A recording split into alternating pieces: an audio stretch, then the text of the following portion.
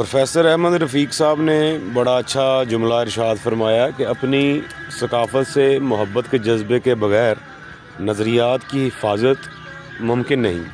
अगर मैं इसको समझाने के लिए या वाज़े करने के लिए या इसमें थोड़ा सा एडिशन करूं तो वो ये होगा कि अगर हम अपने मोहसिनीन के साथ मोहब्बत के जज्बा नहीं रखते तो हम अपने नज़रियात की हिफाजत नहीं कर सकते। दाता अली हजवेरी, महमूद गज़नवी, मोइनुद्दीन चिश्ती अजमेरी या जो जितने भी ये बुज़ुर्गान दीन या नेक सिफ्त लोग गुज़रे हैं वो अब हमारी सकाफ़त का हिस्सा हैं, और अगर हम उनसे मोहब्बत का जज्बा नहीं रखते तो हम अपने नज़रियात की हिफाजत में नाकाम हो जाएंगे।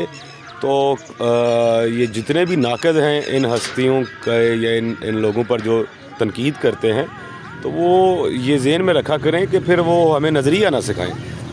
ये कैटेगोरिकली क्लियर हो जाता है कि वो नज़रियात के मुहाफ़िज़ नहीं बल्कि नज़रियात पर अटैक करने वाले लोग हैं, और ऐसे लोगों के साथ हम वैसा ही सलूक करेंगे जैसा हमें हुक्म है।